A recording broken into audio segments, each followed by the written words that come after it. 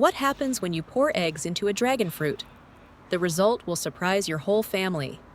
Don't be too quick to dismiss it as a strange combination.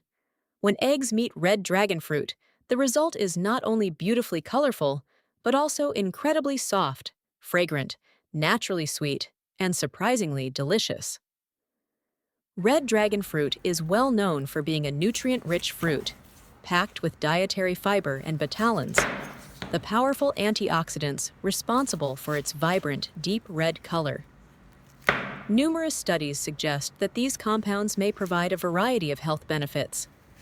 That's why this dish is not only visually appealing and delicious, but also offers nutritional value that makes it well worth trying. Most people only eat dragon fruit fresh, but once you try this recipe, you'll discover a completely different side of its flavor. It's silky smooth, lightly sweet, and wonderfully fragrant. One bite is enough to make it unforgettable.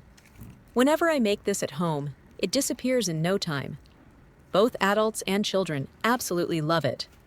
Transfer all of the diced dragon fruit into a large bowl, then repeat the same process with the remaining half. It's nice to know that we see each other all over the world.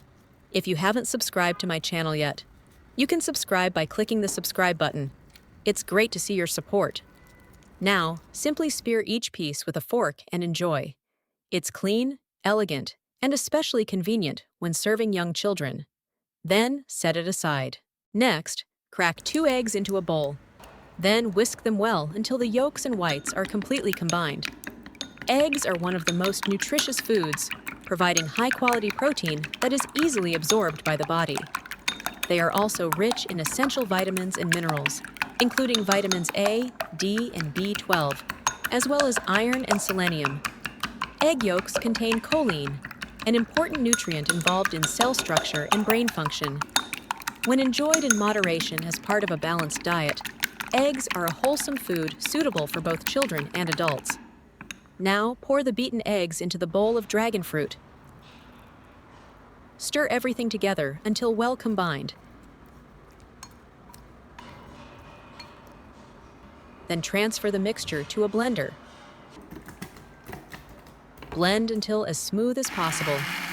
This is the secret to achieving a silky texture without any dryness, while allowing the delicate flavor of the dragon fruit to be evenly distributed throughout every bite.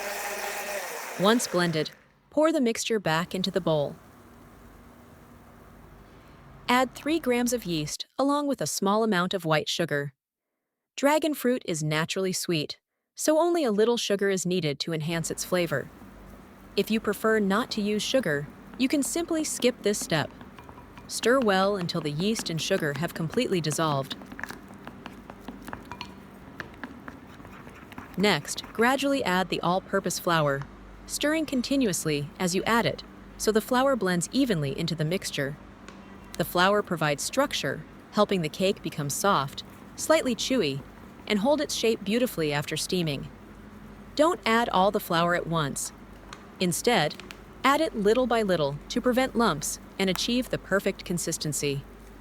Continue stirring until the batter is smooth and no dry flour remains. When you lift the chopsticks, the batter should flow down slowly in a smooth ribbon. That's the ideal consistency. Finally, cover the bowl tightly with plastic wrap and let it rest in a warm place for about 30 minutes. During this time, the yeast will become active, allowing the batter to rise naturally. Although this step seems simple, it is the key to making the finished cake soft, fluffy, and delicious. While the batter is rising, let's prepare the filling to make this dish even more flavorful and delicious. First, prepare a handful of red jujubes. Don't wash them with water right away.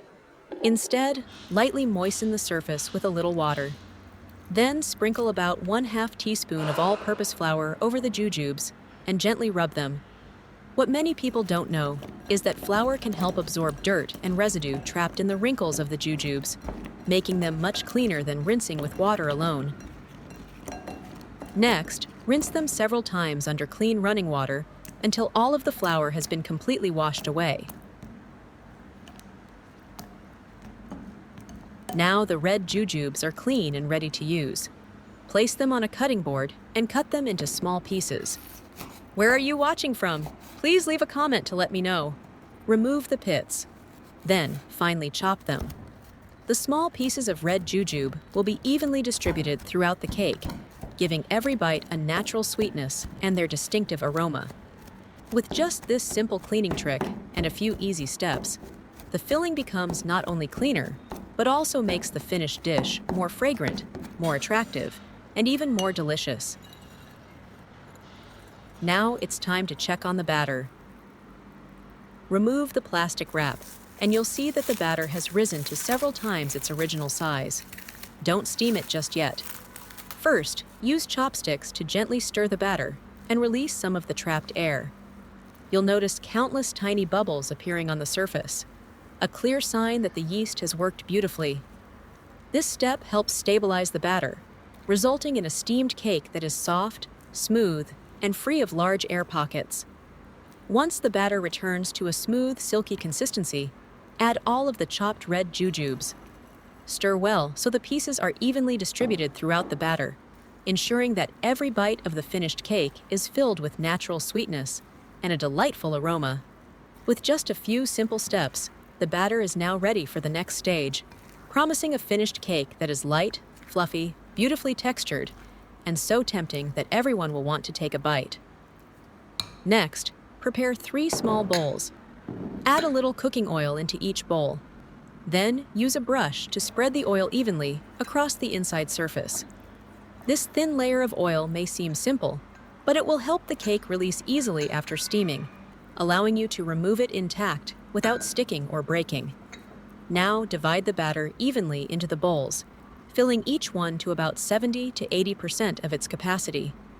Leave about 1 to 2 centimeters from the rim so the batter has enough space to expand. This allows the cake to rise properly, becoming fluffy, round, and beautifully shaped without overflowing during steaming.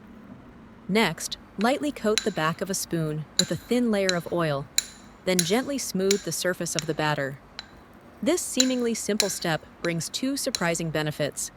It creates a smoother, more refined surface, and the oil helps lock in moisture, preventing steam from drying out the top during cooking.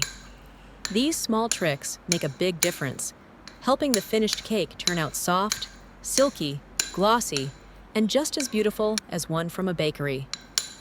Finally, sprinkle the rinsed raisins on top of the batter. You can arrange them in any pattern you like. Just a few raisins are enough to make the cake look much more appealing and visually attractive.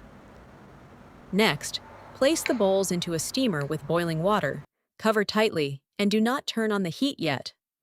Let the batter rest for another 10 minutes for a second proofing. This is a technique often used by experienced bakers. After proofing, you will see the batter has risen almost to the rim of the bowls, with a smooth surface and a light, airy texture. This shows that the yeast has worked very well and is ready to create a soft and fluffy cake. In fact, you can skip this second proofing to save time and still get a successful result. However, if you wait an extra 10 minutes, the air bubbles will distribute more evenly, helping the cake rise higher with a finer, softer, and more delicate texture. This short waiting time makes a noticeable difference between a good cake and a truly perfect one. Next, cover tightly with a lid and steam over medium heat for about 35 minutes. When the time is up, don't rush to open the lid immediately. Let the cakes rest inside the steamer for another 5 minutes. This small tip helps stabilize the structure, allowing the cake to rise higher and preventing it from collapsing when exposed to cooler air.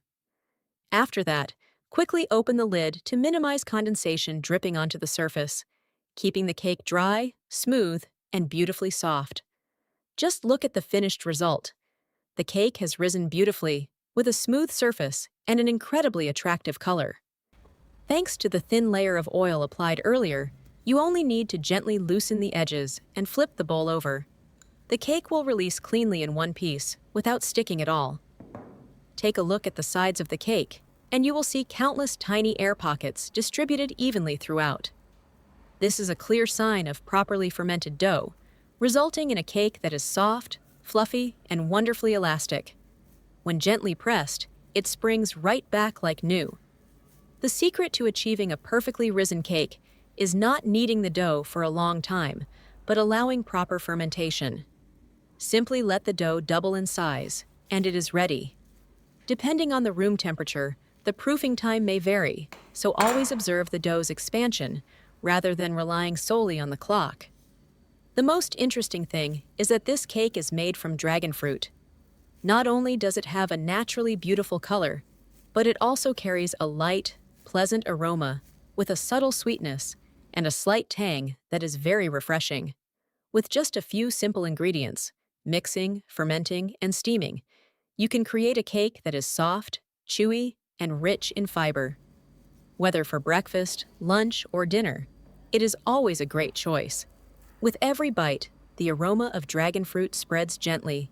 The cake melts in your mouth, while still retaining a slight chewiness.